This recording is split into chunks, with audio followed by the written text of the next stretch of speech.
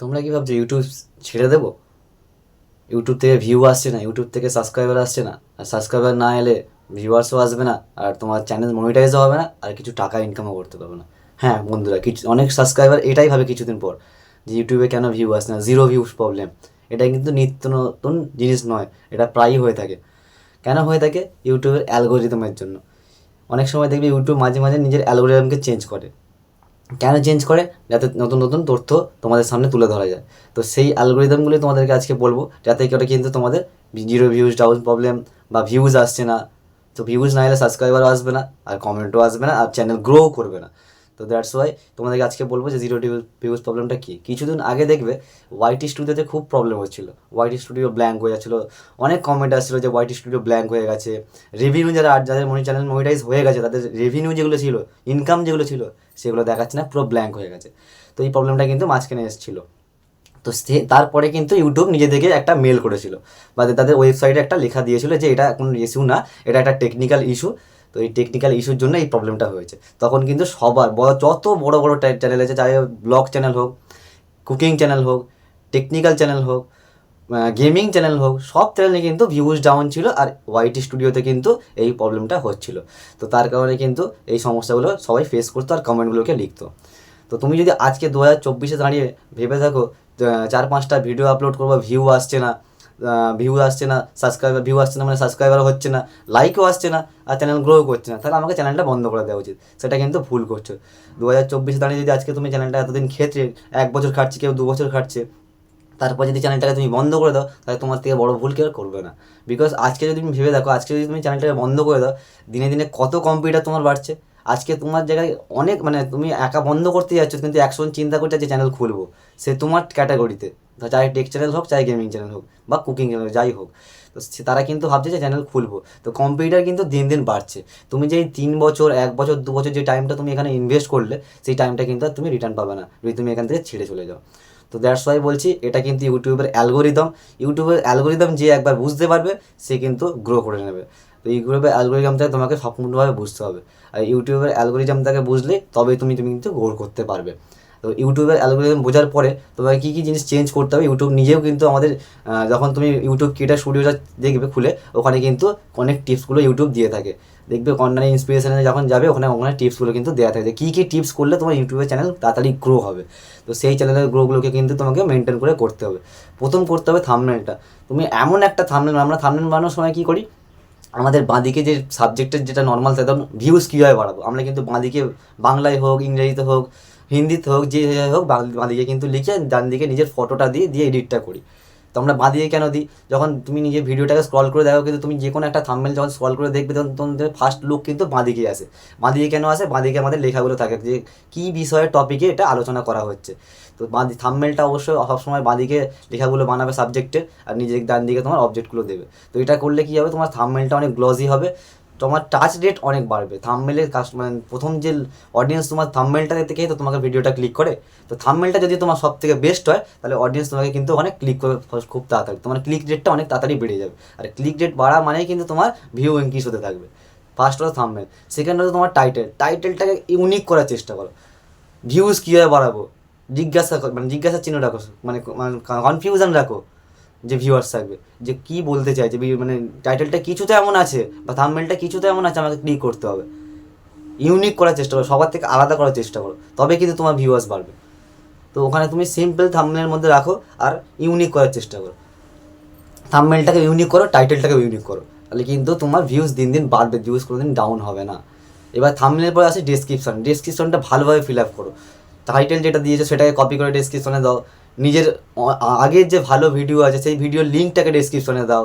Your কোয়ারিজে গিয়ে তোমার মানে তুমি যে ভিডিওটা বানিয়েছো, সেই ভিডিওটার কী কী কোয়ারিজ হতে পারে, ভিউজ কেন বাড়াবো, ভিউজ কীভাবে বাড়াবো, ভিউজ কীভাবে আসে, কীরকম ভিডিও করলে ভিউজ বাড়বে, তো কোয়ারিজগুলো নিচে প্রপারভাবে ফিল আপ করো। যতটা ভালোভাবে তুমি করতে পারবে, তবে কিন্তু তোমার ভিডিও র্যাঙ্ক করার চান্স বেশি। যত ভালো কোয়ারিজ ওখানে দেবে, তত ভিডিও কিন্তু তোমার র্যাঙ্ক করার চান্স বেশি। আদারওয়াইজ কিন্তু তোমার র্যাঙ্ক করবে না। আর ভিডিও র্যাঙ্ক না করলে কিন্তু ভিউস আসবে না, আর সাবস্ক্রাইবারও বাড়বে না, আর ওয়াচ টাইমও কমপ্লিট হবে না। তো ডিসক্রিপশনে তোমার ভালো করে কিন্তু তোমার কোয়ারিজগুলো লিখতে হবে। তারপরে হ্যাশট্যাগুলো ভালো করে মেনটেন করো। নিজের চ্যানেলের হ্যাশট্যাগ দাও। তোমার ইন্সপিরেশন যেই চ্যানেলকে দেখে, কেউ টেকনিক্যাল চ্যানেল আছে, মনোজ দেখে দেখে ইন্সপিরেশন হয়। তারপর তোমার কেউ যদি ব্লগিং চ্যানেল আছে, ব্লগিং চ্যানেল থেকে ইন্সপিরেশন, যেটা তোমার ইন্সপিরেশন, সেই ইন্সপিরেশন চ্যানেলের হ্যাশট্যাগুলো ভালো করে দাও। অবশ্যই কিন্তু সেখানে নিজের চ্যানেলের হ্যাশট্যাগটাও রাখবে, কেননা নিজের চ্যানেলের হ্যাশট্যাগটা রাখা খুবই জরুরি। সেই জরুরি হ্যাশট্যাগটা কিন্তু আগে রেখো। রাখার পরে কিন্তু তোমার ডেসক্রিপশন কমপ্লিট হয়ে গেল। ট্যাগ এখন বিভিন্ন জায়গা থেকে ট্যাগ নেওয়া যায়, গুগল থেকে ট্যাগ জেনারেট করা যায়, বিভিন্ন জায়গা থেকে ট্যাগ নেওয়া যায়, র্যাপিড ট্যাগ আছে, বিভিন্ন জায়গা থেকে ট্যাগ নেওয়া যায়। সেখান থেকে তুমি কিন্তু ভালো ভালো ট্যাগগুলোকে কপি করো, যেই ট্যাগগুলো কিন্তু র্যাঙ্কিং করার চান্স সব থেকে বেশি। ইউটিউবে ভিডিও কীভাবে বানাবো, ইউটিউবে সাবস্ক্রাইবার কীভাবে বাড়াবো, ইউটিউবে ভিউয়ার্স কীভাবে বাড়াবো, যেই রিলেটেড তোমার টপিক হবে সেই টপিক ওখানে তুমি সার্চ করবে, দেখবে বিভিন্ন ক্যাটাগরি তুমি ট্যাগ পেয়ে যাবে। সেই ট্যাগগুলোকে ভালো করে ওখান থেকে কালেক্ট করো। বেশি দরকার নেই, 10-15টা ট্যাগ কালেক্ট করে, ওখানে 500 ক্যারেক্টার দেয়, যে 500 ক্যারেক্টার লেটার তুমি ওখানে ট্যাগে দিতে পারবে। তো তুমি ভালো ভালো সব থেকে বেস্ট যেগুলো, সেগুলো মানে সব থেকে লোক বেশি যেগুলোকে সার্চ করে সেগুলোকে ওখানে দাও। আর ডেসক্রিপশানে যখন ওই ইউরের কয়েসগুলো লিখবে, ওখানে কিন্তু হিন্দি, বাংলা, ইংলিশ সবই পাইল করে লিখবে। হাউ টু ইনক্রিজ ভিউ, কীভাবে ভিউকে ইনক্রিজ করবো, ক্যাসে ভিউকে ইনক্রিজ করে।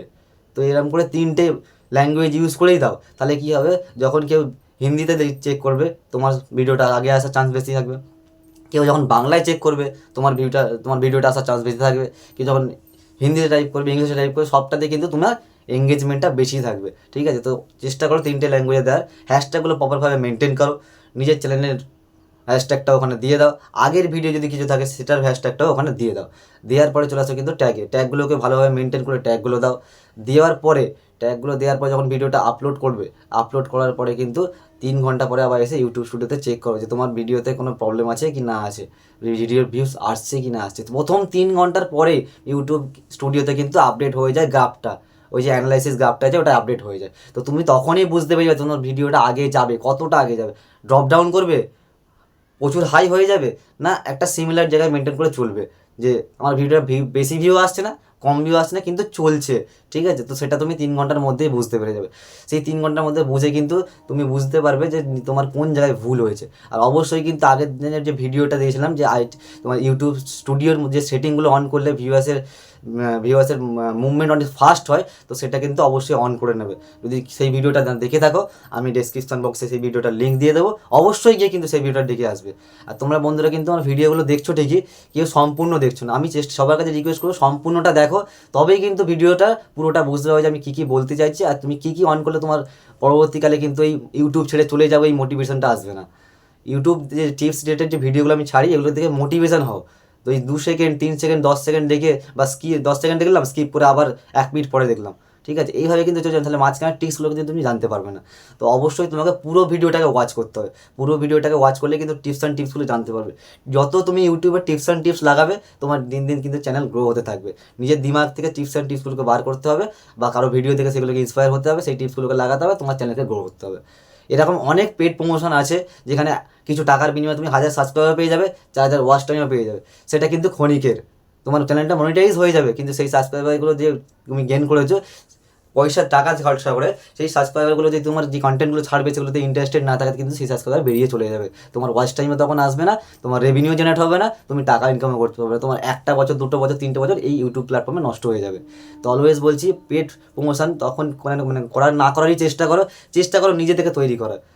আমরা সবাই জিরো থেকে স্টার্ট করে, সবাই জিরো থেকে গিয়ে বড় ইউটিউবার হয়েছে, এটা সবসময় মাথায় রাখবে। তারা কিন্তু পেড প্রমোশন করে হয়নি, চাই হোক ব্লগ, তোমার টেক চ্যানেলে মনোজ দে হোক, বা ব্লগ চ্যানেলে বড় কোনো ব্লগারই হোক, যেই হোক, তুমি কিন্তু পেড প্রমোশন করার চেষ্টা করবে না। নিজের টেকনোলজি ইউজ করে তুমি তোমার ভিডিওগুলোকে ক্রিয়েট করো, আর দিন দিন নিজেকে ইমপ্রুভ করো, যাতে তোমার ভিডিও কিন্তু ভাইরাল হওয়ার চান্সেস অনেক বেশি।